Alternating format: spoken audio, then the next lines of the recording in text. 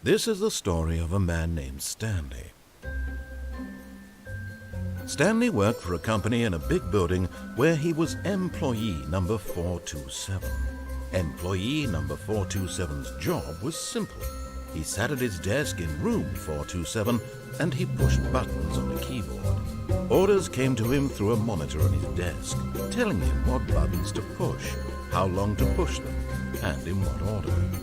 This is what employee 427 did every day of every month of every year. And although others might have considered it soul-winning, Stanley relished every moment that the orders came in, as though he had been made exactly for this job. And Stanley was happy. And then one day, something very peculiar happened. Something that would forever change Stanley. Something he would never quite forget. He had been at his desk for nearly an hour when he realized that not one single order had arrived on the monitor for him to follow. No one had showed up to give him instructions, call a meeting, or even say hi. Never in all his years at the company had this happened, this complete isolation.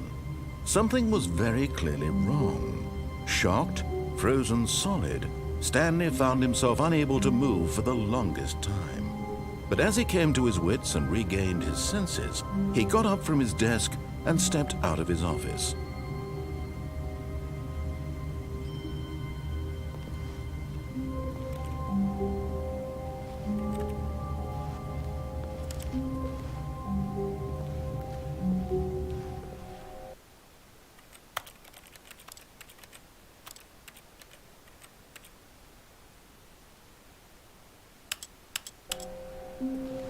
All of his co-workers were gone. What could it mean? Stanley decided to go to the meeting room. Perhaps he had simply missed a memo. No matter how hard Stanley looked, he couldn't find a trace of his co-workers.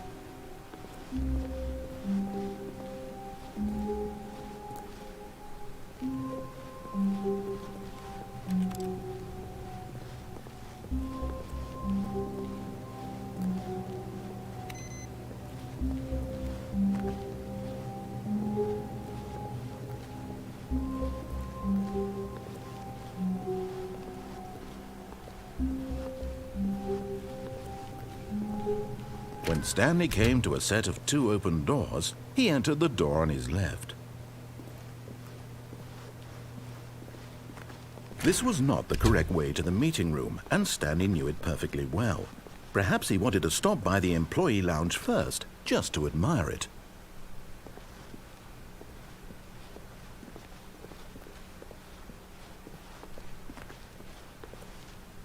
Ah, yes, truly a room worth admiring. It had really been worth the detour after all, just to spend a few moments here in this immaculate, beautifully constructed room. Stanley sit but eager to get back to business, Stanley took the first open door on his left. And so he detoured through the maintenance section, walked straight ahead to the opposite door, and got back on track.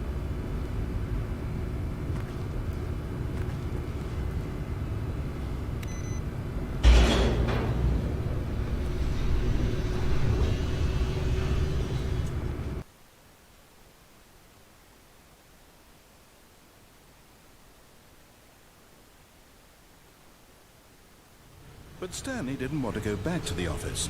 He wanted to wander about and get even further off track. So now in order to get back, he needed to go, from here it's, left. Oh, no, it's to the right, my mistake. No, not the right. Why would I have ever said it was to the right? What was I thinking? It's clearly... Oh dear, would you hold on for a minute, please? Now, let's see. We went down right, left, down, left, right. Yep. It's clearly... this way.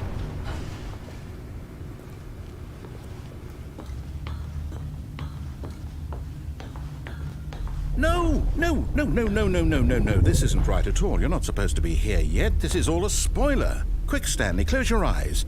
Okay. We just have to get back to, oh, who am I kidding? It's all rubbish now. The whole story completely unusable. How about, rather than waste my time trying to salvage this nonsense, we'll just restart the game from the beginning. And this time, suppose we don't wander so far off track, Okay, from the top.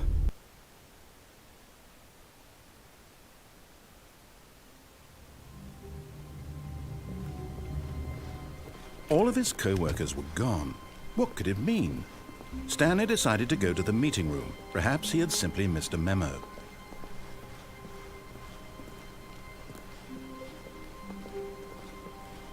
When Stanley... Wait, what? No, I restarted. I swear I definitely restarted the game over, completely fresh. Everything should be... Oh, did something change? Stanley, did you change anything when we were back in that room with all the monitors? Did you move the story somewhere or... Hold on. Why am I asking you? I'm the one who wrote the story. It was right here just a minute ago. I know for sure that it's here somewhere. Okay, then. It's an adventure. Come, Stanley. Let's find the story.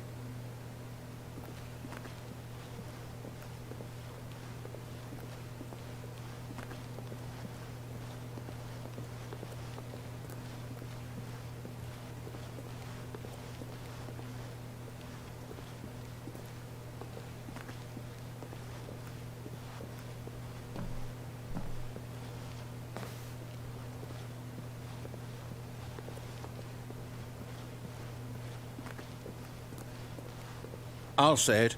This is the worst adventure I've ever been on. I can promise you there definitely was a story here before. Do we need to restart the game again? Well, I find it unlikely that we'll ever progress by starting over and over again, but it's got to be better than this. Okay, let's give it a shot. Why not?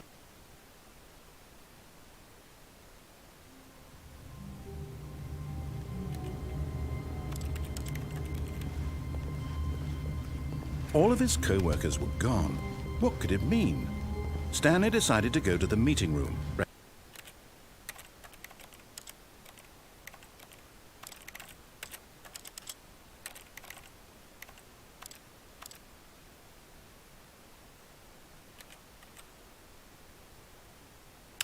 Perhaps he had simply missed a memo.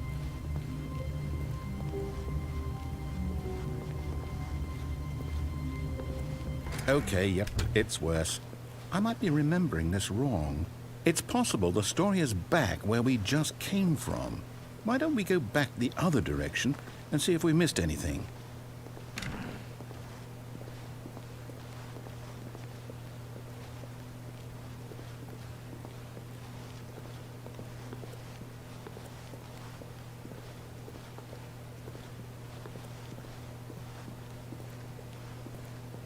Aha! I knew we'd missed something. The story. Here it comes.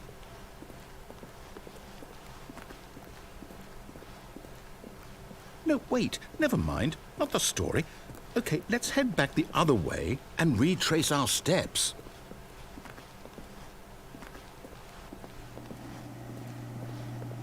Now this... Well, I'll be honest. I don't recognize this place at all. Is this the story? I don't think so. I can't quite recall, but I believe my story took place in an office building. Is that correct? Do you remember, Stanley? Well, do you know what? Since I've completely forgotten what we were supposed to be doing, how about this? You win! Congratulations! I know you put in a lot of hard work, and it really paid off, so good job. Oh, no. No, I don't feel right about this at all. We both know you didn't put in any actual work for that win. Some people win fair and square, and this was not one of those situations. Okay, I'm getting weirded out by whatever this place is. I don't care what might happen this time. I have to restart.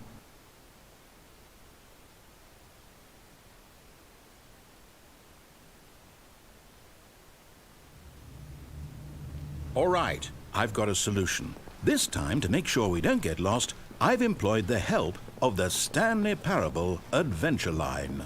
Just follow the line. How simple is that?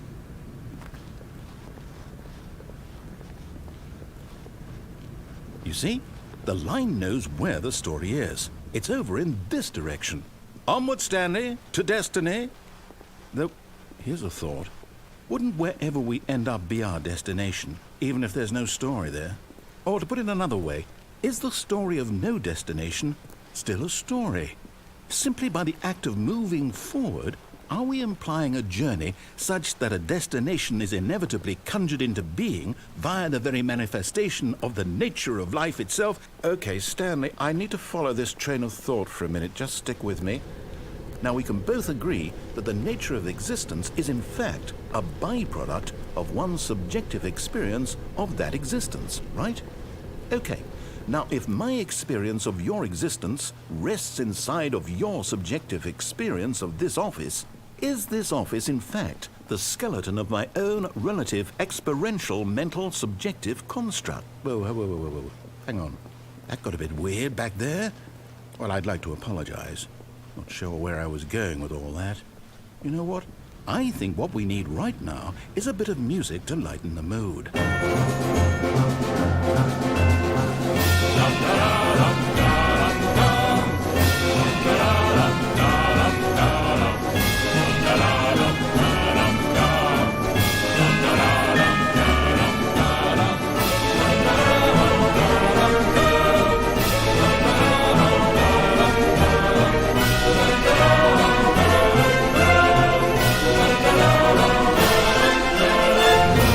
Cut the music, go back and look at that fern. Wait, what? We're back at the office? No. Line, you do know we're looking for the Stanley Parable, right? The story? Is any of this ringing a bell? Oh, no, not again. Line, how could you have done this to us? And after we trusted you, after everything we've been through, you... Oh, I can't take this anymore. To hell with it. Restart.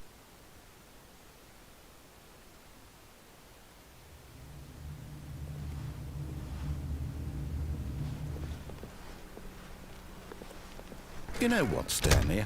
I say forget the adventure line. What's it ever done for us? We're intelligent people, right? Why can't we make up our own story? Something exciting, daring, mysterious. Ooh, this all sounds perfectly doable. Why don't we simply start wandering in, well, I don't know. How about this direction? Now, yes, this is exciting. Just me and Stanley forging a new path, a new story. Well, it could be anything. What do you want our story to be? Go wild. Use your imagination. Whatever it might be, Stanley, I'm ready for it.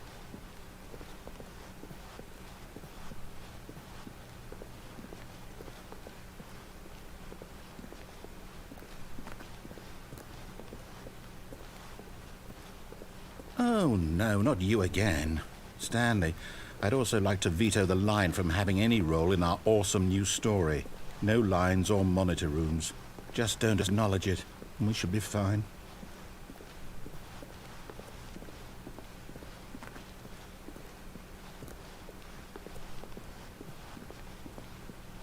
Ah, a choice.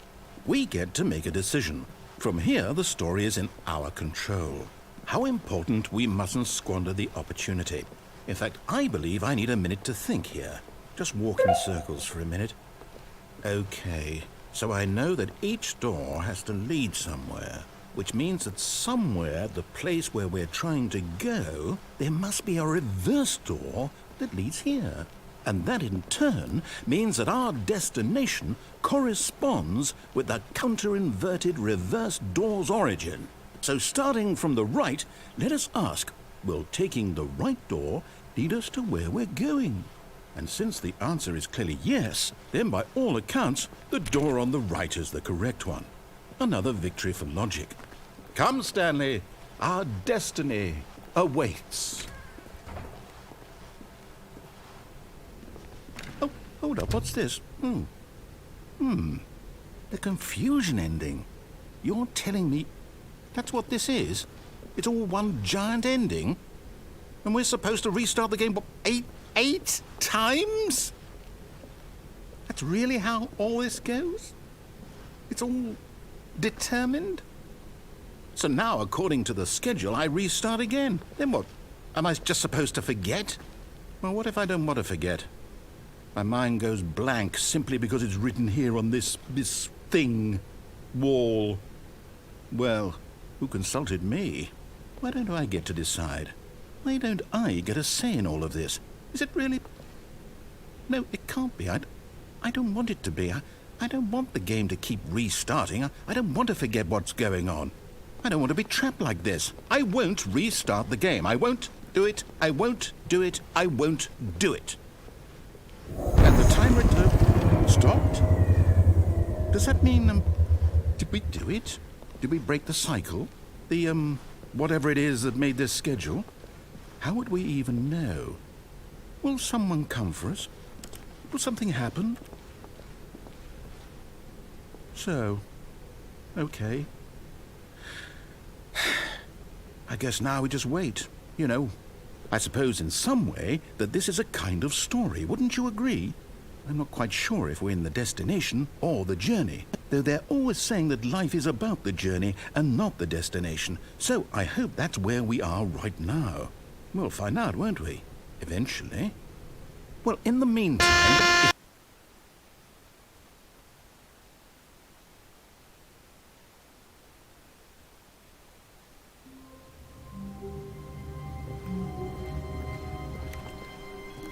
All of his co-workers were gone. What could it mean? Stanley decided to go to the meeting room. Perhaps he had simply missed a memo.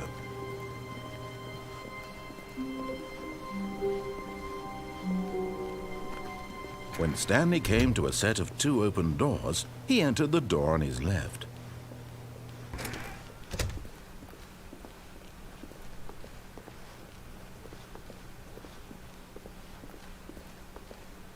Yet there was not a single person here either. Feeling a wave of disbelief, Stanley decided to go up to his boss's office, hoping he might find an answer there.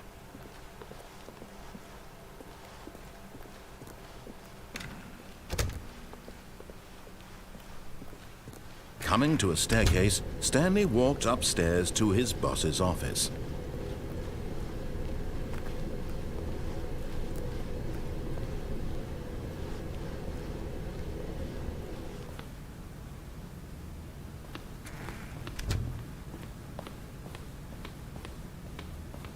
Stepping into his manager's office, Stanley was once again stunned to discover not an indication of any human life. Shocked, unraveled, Stanley wondered in disbelief who orchestrated this. What dark secret was being held from him? What he could not have known was that the keypad behind the boss's desk guarded the terrible truth that his boss had been keeping from him.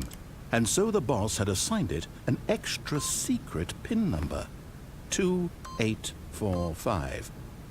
But of course, Stanley couldn't possibly have known this.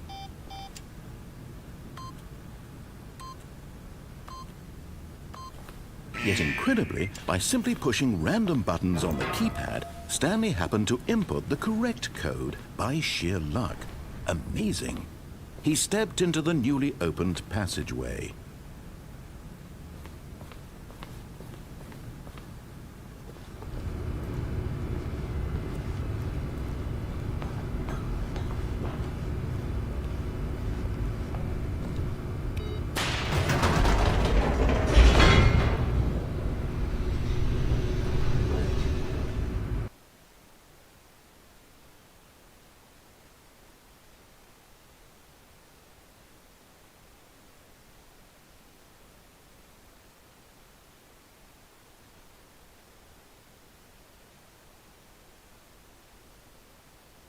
Descending deeper into the building, Stanley realized he felt a bit peculiar. It was a stirring of emotion in his chest, as though he felt more free to think for himself, to question the nature of his job. Why did he feel this now, when for years it had never occurred to him? This question would not go unanswered for long.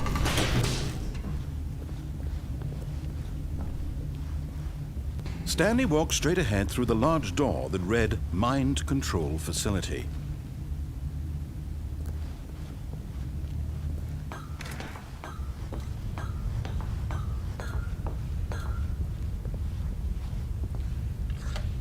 The lights rose on an enormous room packed with television screens. What horrible secret did this place hold? Stanley thought to himself. Did he have the strength to find out?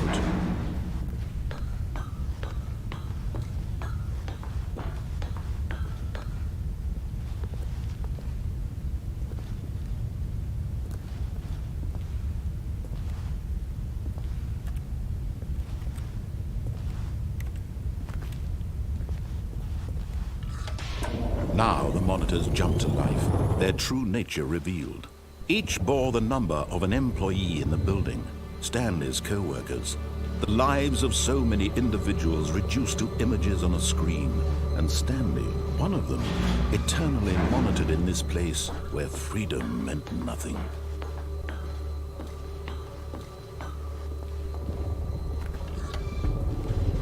This mind control facility, it was too horrible to believe. It couldn't be true. Had Stanley really been under someone's control all this time? Was this the only reason he was happy with his boring job? That his emotions had been manipulated to accept it blindly? No, he refused to believe it. He couldn't accept it. His own life in someone else's control? Never! It was unthinkable, wasn't it? Was it even possible? Had he truly spent his entire life utterly blind to the world? But here was the proof, the heart of the operation. Controls labeled with emotions, happy or sad or content. Walking, eating, working, all of it monitored and commanded from this very place. And as the cold reality of his past began to sink in, Stanley decided that this machinery would never again exert its terrible power over another human life. For he would dismantle the controls once and for all.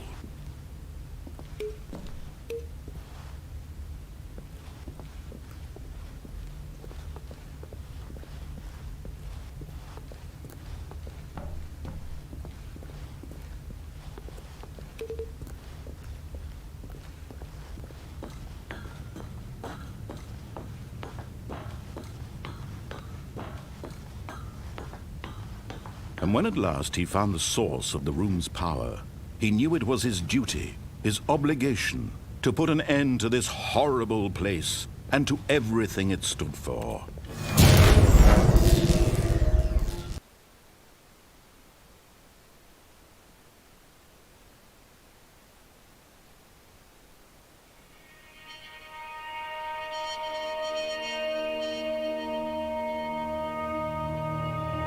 Blackness, and a rising chill of uncertainty. Was it over?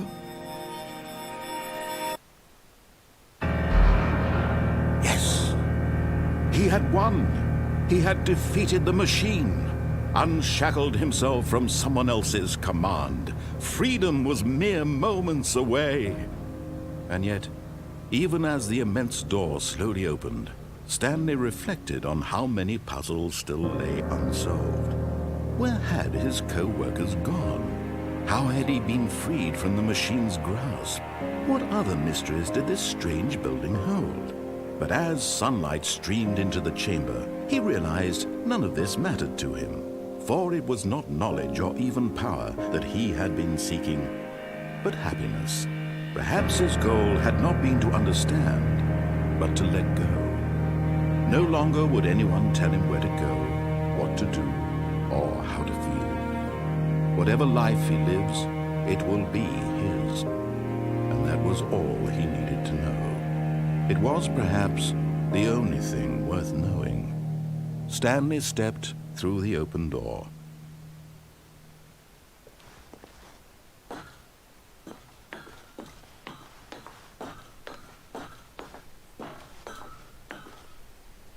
Stanley felt the cool breeze upon his skin, the feeling of liberation, the immense possibility of the new path before him. This was exactly the way, right now, that things were meant to happen. And Stanley was happy.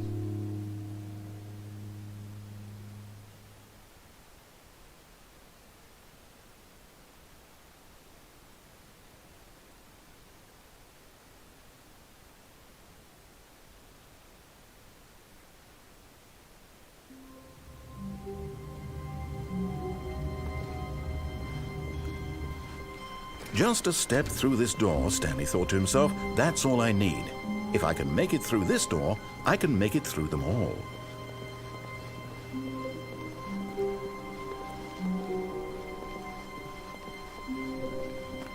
When Stanley came to a set of 2 open doors, he entered the door on his left.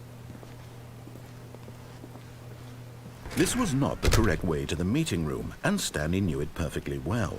Perhaps he wanted to stop by the employee lounge first, just to admire it. Wow, yes, this room. What a beautiful room. But eager to get back to business, Stanley took the first open door on his left.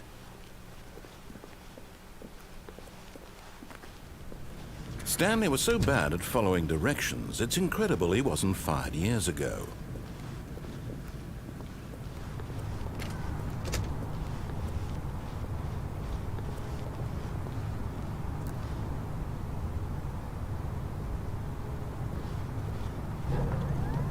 Look, Stanley, I think perhaps we've gotten off on the wrong foot here.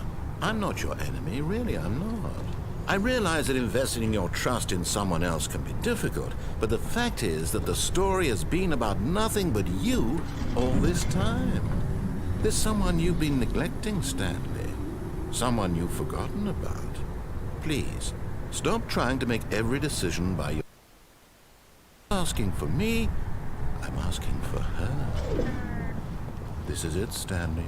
Your chance to redeem yourself, to put your work aside, to let her back into your life. She's been waiting.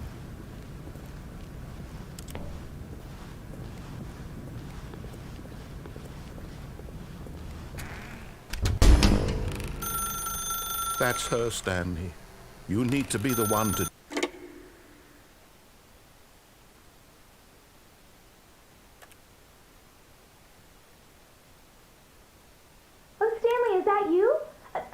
Sweetie, sorry to keep you waiting. I'm just pulling the bread out of the oven. All right. Okay, there we go. All right, now, I want you to come in and tell me all about your day. Gotcha. Oh, come on. Did you actually think you had a loving wife who'd want to commit their life to you? I'm trying to make a point here, Stanley. I'm trying to get you to see something. Come inside. Let me show you what's really going on here.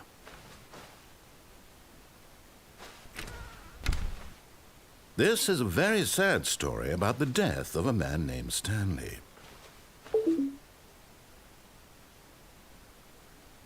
Stanley is quite a boring fellow. He has a job that demands nothing of him, and every button that he pushes is a reminder of the inconsequential nature of his existence.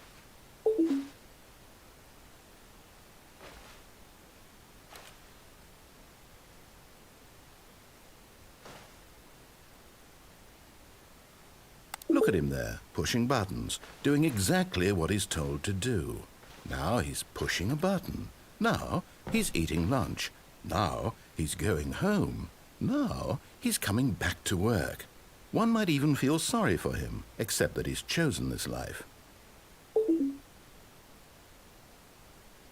But in his mind, in his mind he can go on fantastic adventures. From behind his desk, Stanley dreamed of wild expeditions into the unknown, fantastic discoveries of new lands. It was wonderful, and each day that he returned to work was a reminder that none of it would ever happen to him. And so he began to fantasize about his own job. First, he imagined that one day while at work, he stepped up from his desk to realize that all of his co-workers, his boss, everyone in the building had suddenly vanished off the face of the earth. The thought excited him terribly.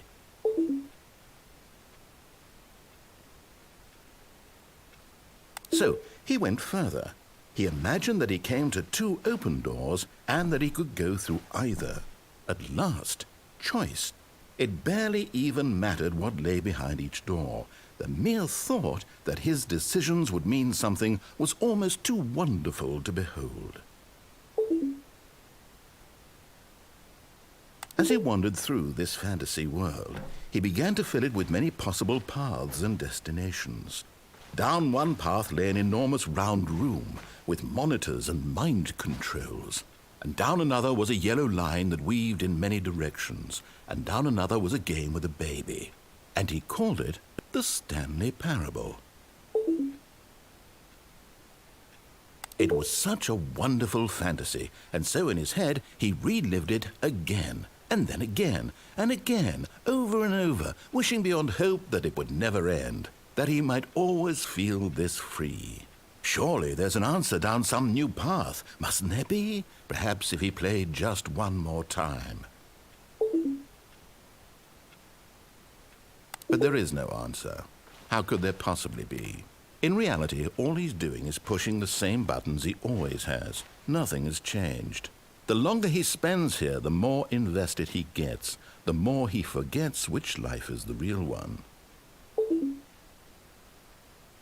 And I'm trying to tell him this, that in this world he can never be anything but an observer, that as long as he remains here, he's slowly killing himself. But he won't listen to me. He won't stop. Here, watch this. Stanley, the next time the screen asks you to push a button, do not do it.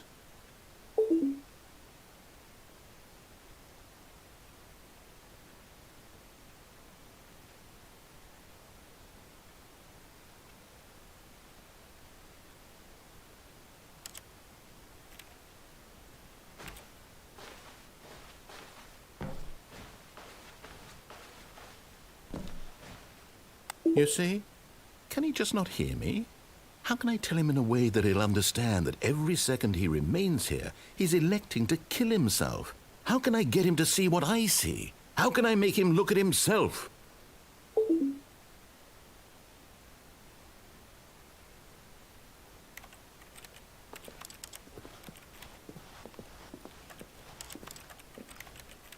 I suppose I can't, not in the way I want him to.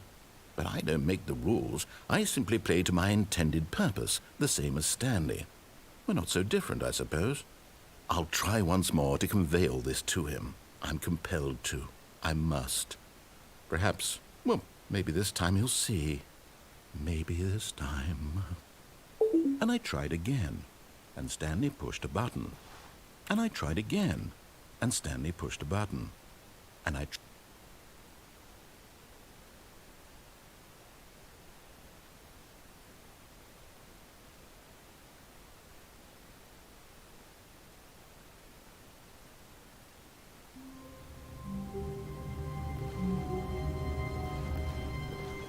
How long was I sitting there? Stanley wondered to himself. Minutes? Days? Centuries? Did something crucial happen while my senses were turned? He made a note to be more careful with time from now on.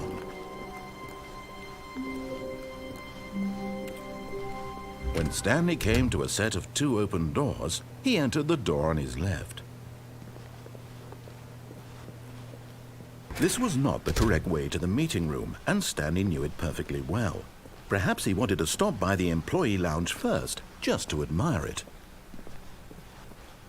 The lounge was sublime, a work of art. What was it but eager to get back to business, Stanley took the first open door on his left. And so he detoured through the maintenance section, walked straight ahead to the opposite door, and got back on track.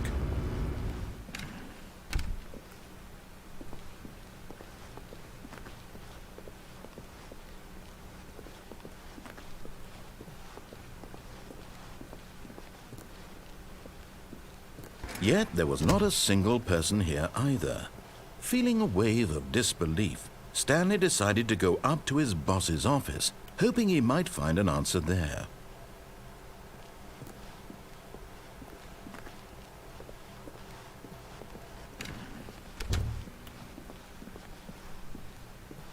Coming to a staircase, Stanley walked upstairs to his boss's office.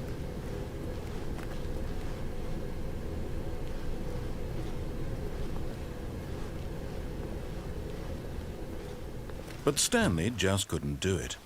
He considered the possibility of facing his boss, admitting he had left his post during work hours. He might be fired for that. And in such a competitive economy, why had he taken that risk? All because he believed everyone had vanished? His boss would think he was crazy. And then something occurred to Stanley. Maybe, he thought to himself, maybe I am crazy. All of my co-workers blinking mysteriously out of existence in a single moment for no reason at all. None of it made any logical sense. And as Stanley pondered this, he began to make other strange observations. For example, why couldn't he see his feet when he looked down? Why did doors close automatically behind him wherever he went? And for that matter, these rooms were starting to look pretty familiar. Were they simply repeating? No, Stanley said to himself, this is all too strange. This can't be real. And at last, he came to the conclusion that had been on the tip of his tongue. He just hadn't found the words for it. "I'm dreaming!" he yelled. "This is all a dream." Oh, what a relief Stanley felt to have finally found an answer, an explanation. His co-workers weren't actually gone. He wasn't going to lose his job. He wasn't crazy after all. And he thought to himself, I suppose I'll wake up soon. I'll have to go back to my boring real-life job pushing buttons. I may as well enjoy this while I'm still lucid. So, he imagined himself flying and began to gently float above the ground. Then he imagined himself soaring through space on a magical starfield, and it too appeared. It was so much fun, and Stanley marveled that he had still not woken up. How was he remaining so lucid? And then perhaps the strangest question of them all entered Stanley's head. One he was amazed he hadn't asked himself sooner. Why is there a voice in my head dictating everything that I'm doing and thinking? Now the voice was describing itself being considered by Stanley, who found it particularly strange.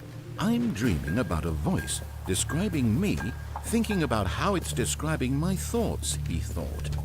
And while he thought it all very odd and wondered if this voice spoke to all people in their dreams, the truth was that, of course, this was not a dream. How could it be? Was Stanley simply deceiving himself, believing that if he's asleep, he doesn't have to take responsibility for himself? Stanley is as awake right now as he's ever been in his life. Now, hearing the voice speak these words was quite a shock to Stanley.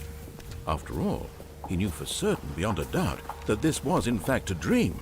Did the voice not see him float and make the magical stars just a moment ago? How else would the voice explain all that? This voice was a part of himself too. Surely, if he could just...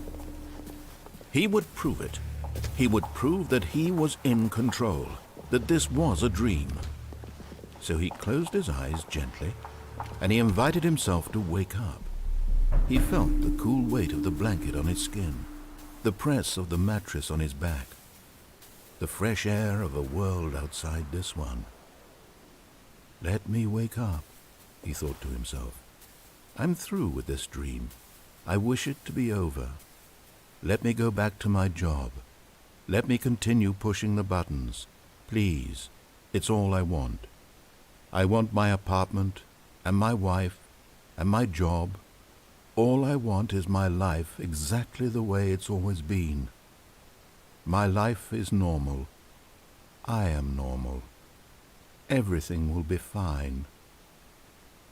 I am okay.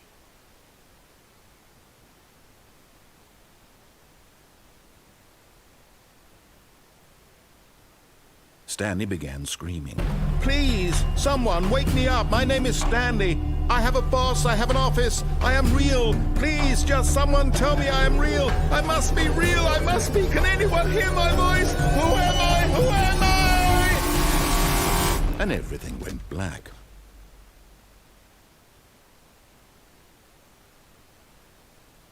This is the story of a woman named Mariella. Mariella woke up on a day like any other.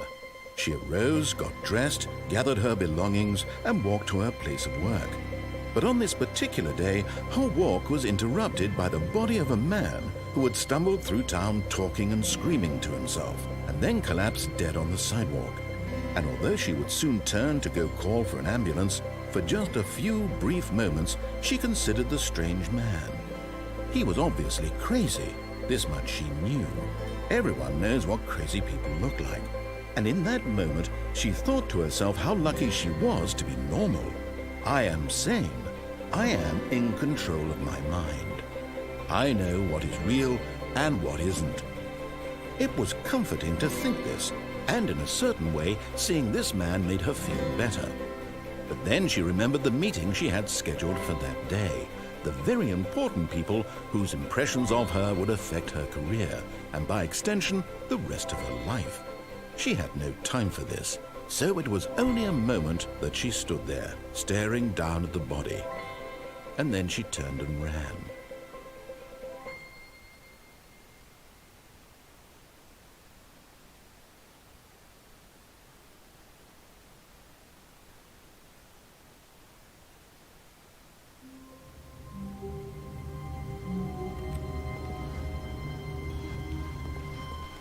All of his co-workers were gone. What could it mean? Stanley decided to go to the meeting room. Perhaps he had simply missed a memo.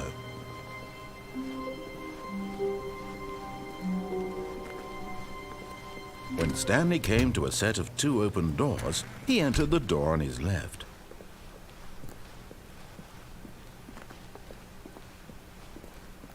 Yet there was not a single person here either. Feeling a wave of disbelief, Stanley decided to go up to his boss's office. Coming to a staircase, Stanley walked upstairs to his boss's office.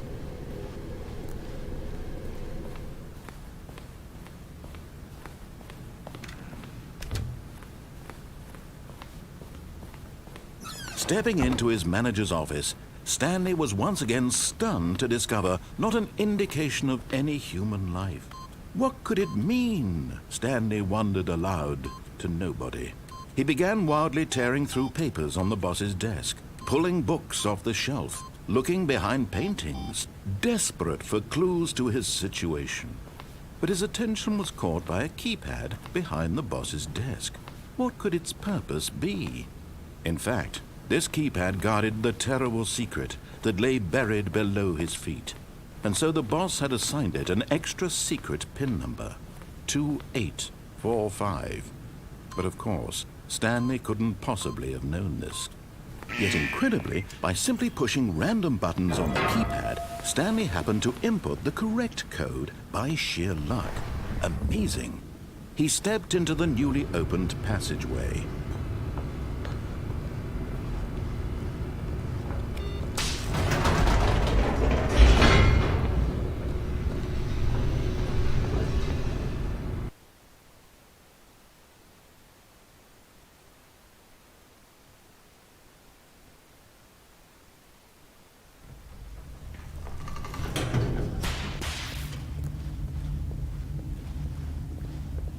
Stanley walked straight ahead through the large door that read Mind Control Facility. Although this passageway had the word Escape written on it, the truth was that at the end of this hall, Stanley would meet his violent death. The door behind him was not shut. Stanley still had every opportunity to turn around and get back on track. At this point, Stanley was making a conscious, concerted effort to walk forward and willingly confront his death.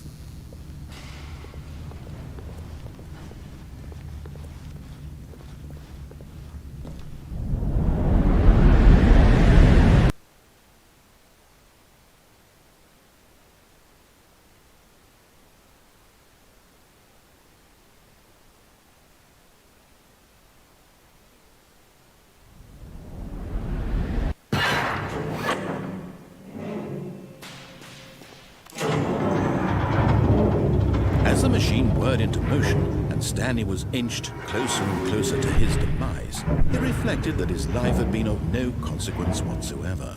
Stanley can't see the bigger picture. He doesn't know the real story, trapped forever in his narrow vision of what this world is. Perhaps his death was of no great loss, like plucking the eyeballs from a blind man. So he resigned and willingly accepted this violent end to his brief and shallow life. Farewell, Stanley.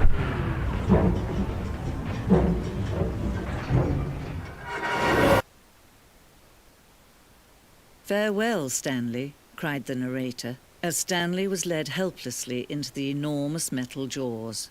In a single visceral instant, Stanley was obliterated. as the machine crushed every bone in his body, killing him instantly.